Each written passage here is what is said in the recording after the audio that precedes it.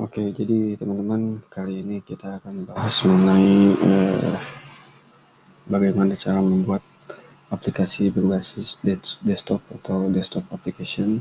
Nah, secara definisi kita bahas sedikit. Jadi desktop application ini suatu aplikasi yang berjalan di single komputer gitu. Berbeda dengan web application yang kita cuma install di satu server sendiri dan semua orang bisa akses asalkan satu jaringan. Jadi kalau desktop application ini, kalau komputer lain ingin menjalankan aplikasi, maka harus diinstal di masing-masing komputer. Gitu. Nah, maksud saya jadi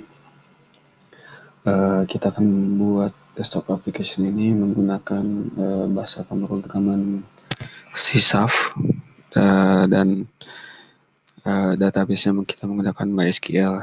Jadi tools yang pertama kita akan gunakan adalah Visual Studio. Teman-teman bisa download di URL ini, lalu lakukan download, dan selanjutnya download juga MySQL. Oke, jadi MySQL-nya yang bawah saja. Jadi yang pertama kita langsung buka Visual Studio-nya. Saya asumsikan kalian sudah download dan install Visual Studio.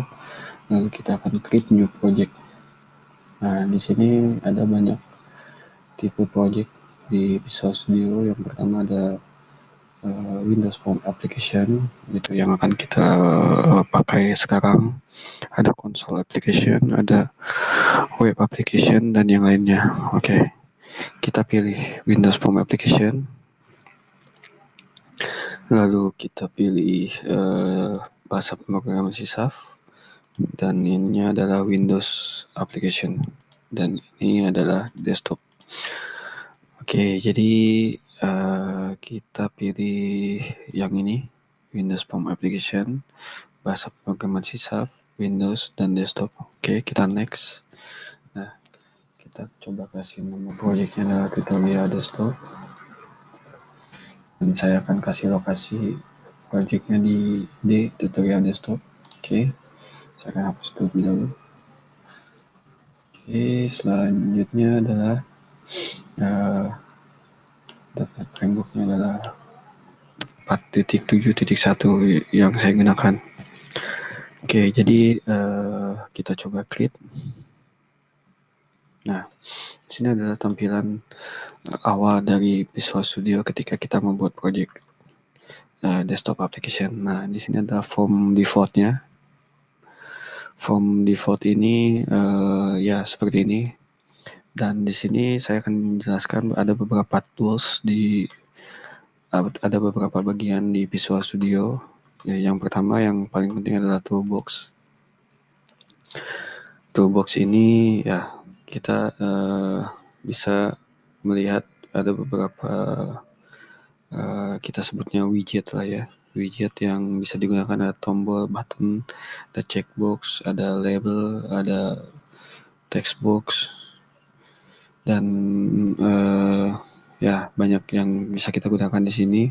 Lalu biasanya misalkan di layar kalian toolbox ini tidak ada, kita bisa masuk ke menu view dan kita bisa pilih toolbox, maka akan muncul lagi. Oke.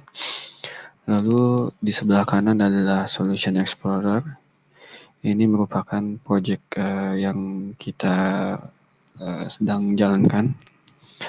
Nah, di sini ada project name. Project name-nya adalah tutorial desktop, dan solution name. Solution-nya name-nya itu adalah tutorial desktop juga. Di sini ada reference. Ini adalah dependensi yang digunakan. Oke. Dependensi yang digunakan, dan ini adalah beberapa form default yang kita pakai. Nah, default dari Visual Studio-nya. Oke. Lanjut, kita akan bahas mengenai form ini. Nah, sedangkan di sebelah kanan lagi ini ada properties. Jadi ketika kita klik salah satu widget, ini saya klik widget formnya, maka properties ini akan muncul. Nah, di sini ada bagian-bagian yang bisa kita pakai. Misalkan saya akan merubah tulisan form 1 ini, judul form ini menjadi tutorial desktop.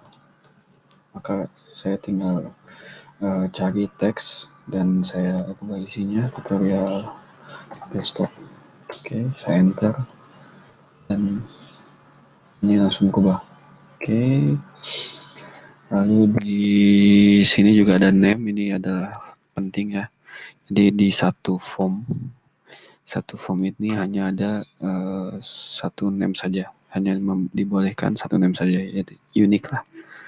Gitu. Nah, yang lainnya juga sama. Di sini ada maximize box, minimize box, dan yang lainnya. Oke, kita coba start. Nah, ini start ya. Start ini untuk menjalankan aplikasinya. Jadi sysaf ini adalah tipenya compile apa ya disebutnya? Ya, saya bisa menyebut compile programming ya. Jadi artinya apapun yang udah kita coding, apapun yang udah kita tulis itu tidak akan berjalan kalau tidak di-compile gitu. Nah, proses compile ini adalah dia akan membuild satu file atau beberapa file. Nah, yang nantinya ketika file itu diklik maka akan keluar seperti ini sesuai project yang kita pakai tadi. Nah, contohnya seperti ini. Tutorial. Oke, nah ini yang hasil compile berbentuk exe. Ketika kita double klik akan muncul seperti ini. Oke. Nah, jadi ya seperti itu proses compile. Nah, lalu saya akan coba rubah di sini bisa maximize, minimize. Oke. Nah, di sini saya akan coba hilangkan maximize dan minimize-nya. Saya akan masuk klik form yang di sebelah kiri, lalu kita lanjut ke sebelah kanan, kita cari maximize. Nah, ini kita rubah fillingnya jadi false. Oke, ini juga saya rubah jadi false, lalu kita run. Oke, di sini hilang maximize dan minimize-nya, hanya tersisa tombol close. Oke ya, jadi seperti itu. Ini fungsi dari properties. Jadi klik dulu widgetnya, lalu akan muncul di sebelah kanan. Oke, toolbox lain misalkan, oh ya sorry. Jadi selain properties ini, kita juga punya namanya events. Event ini kumpulan event-event yang ada di suatu widget. Nah, misalkan ini form, di sini ada load. Nah, kita coba double klik ya. Jadi ketika form itu berjalan, maka dia akan masuk ke metode ini. Itu. Oke, kita coba. Saya di sini akan menambahkan message board show form successful. We loaded successful. Oke, kita save dan kita akan coba. Nah, jadi sebelum form itu muncul, dia akan jalan dulu ke metode ini. Karena di metode ini ada message show, maka dia akan muncul seperti ini. Oke, ketika kita oke, ya akan muncul seperti ini. Oke, nah itu salah satu event yang ada di form load di form. Oke, lalu toolbox lain kita akan coba button. Di sini juga sama memiliki properties. Kita klik propertiesnya, kita akan coba ganti namanya misalkan submit. Oke, submit berubah. Nah, di sini juga ada event. Kita bisa double klik. Kita akan coba misalkan message pop show button klik successful. Ikut successful. Oke. Kita coba komen dulu.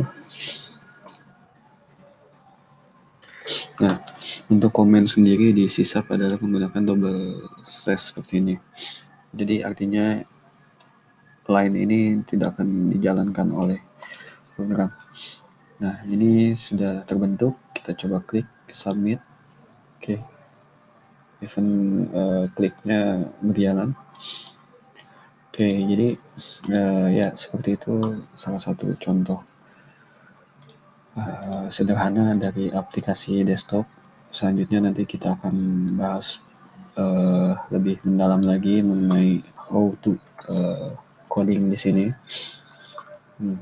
Bagaimana kita cara mengintegrasikan antara form ini dan ini. Gitu. Oke, saya rasa cukup sekian. Kita coba lanjut di lain kesempatan. Jadi saya ulang lagi. Jadi yang pertama yang perlu disiapkan adalah yang pertama Visual Studio Community. Lalu yang kedua adalah MySQL. Lalu kalian bikin project di Visual Studio-nya, pilih Windows Form Application, dan ya kalian bisa explore sendiri bagian-bagian ini. Lalu di sebelah sini juga tadi sudah saya bahas. Di sini ada Solution Explorer dan di sini ada program juga. Oke, nanti ini kita bahas di lain kesempatan ya. Oke, cukup sekian dari saya. Terima kasih.